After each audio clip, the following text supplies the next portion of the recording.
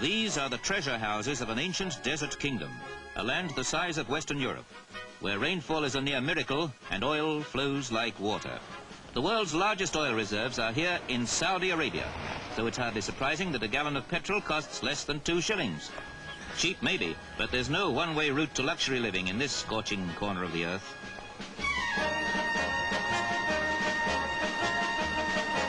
Saudi Arabia, despite its potential wealth, is a country that needs help and guidance. Why else would a group of prominent English surgeons and specialists hurry away from London's shivering climate to board an aircraft bound for a land where winter merely means the temperature drops below the century mark?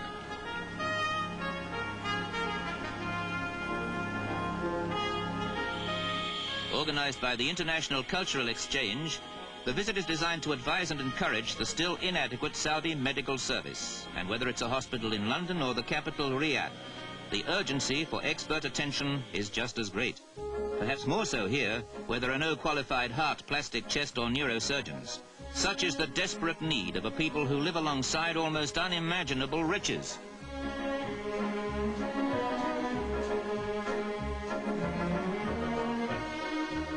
Eye infections are so common that operations are often performed in the patient's home.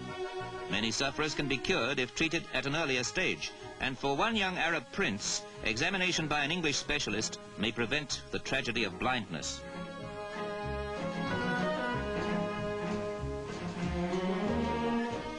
Prince or pauper, the queue of patients is endless. Operations are performed not only to save lives, but to instruct and encourage Saudi Arabian doctors to stamp out some frightening diseases in a country where many adults die before they're 40. Even to get a prescription, patients must first buy a bottle at the curbside. A stream of Arabs shuffling forward for hospital treatment is perhaps primitive to Western eyes. These people seem to accept the waiting and the unimportance of time, probably because time can be based on any one of 3 systems, all hours different from each other. And that's only one frustration for the traveler. He can get lost in a maze of narrow, high-walled city streets where time seems to have passed by altogether. An innocent game in a dusty street can be a threat to health, yet children seem to ignore the dangers out in the thirsty heat.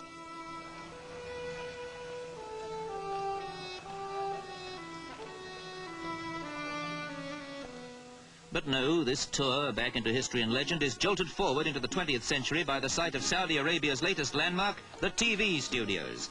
And there's almost a big screen atmosphere about a visit to the palace of King Faisal, the immensely rich monarch of this desert kingdom.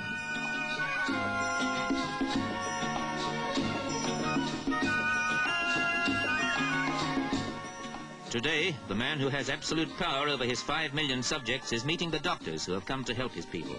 Decisions made on this occasion will push Saudi Arabia a little further along the road to healthy prosperity.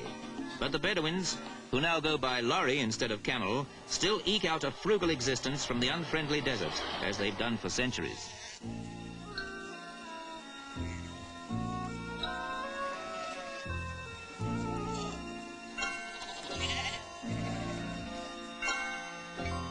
Somehow the nomadic tribes manage to survive in this scorching sea of sand. The oil beneath means nothing to their unchanging way of life. The heavily veiled women still spin goat's hair to weave the walls of their tented homes.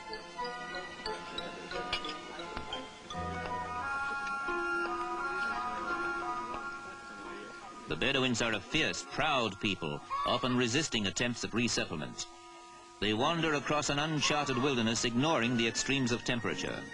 Tribal customs are always upheld. Girls have to be veiled when they reach 12, the marriageable age.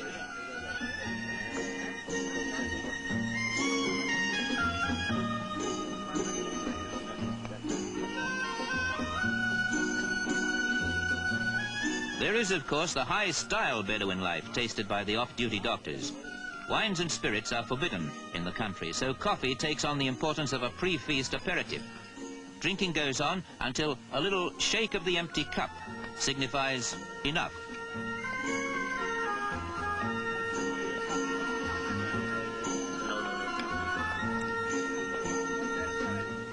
All the Bedouin courtesies and rituals are observed. You take off your shoes before sitting down to a communal dish of roast sheep dressed with rice and whole chickens. the idea being to tear away at the meat and roll it into balls of rice. A feast fit for a king. But this time it's Prince Abdullah in the place of honor.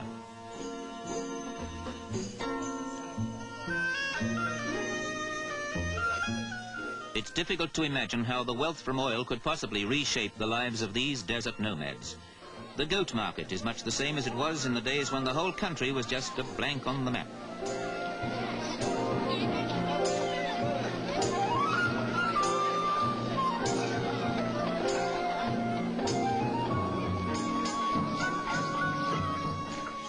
It might not be everyone's idea of super shopping, but there's certainly no better place to collect a few tasty desert lizards for supper.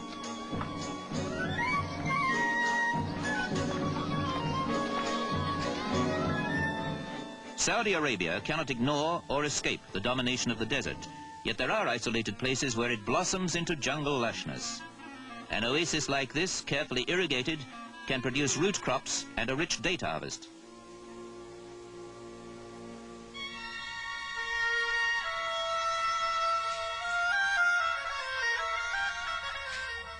Here indeed is proof that the desert can be made fertile.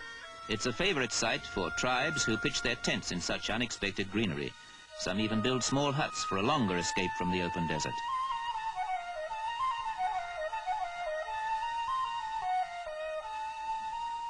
Modern civilization has edged in as well, because among the swaying palms is a swimming pool.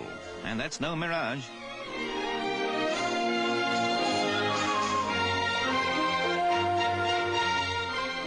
A land of too little water and too much oil. That would probably describe the dilemma of a country which is only just realizing its importance in the 20th century. Those treasure houses in the desert may represent great future wealth, but that's not enough. Saudi Arabia needs expert advice and encouragement. Just in fact what the doctors ordered, and by their goodwill example, underlined.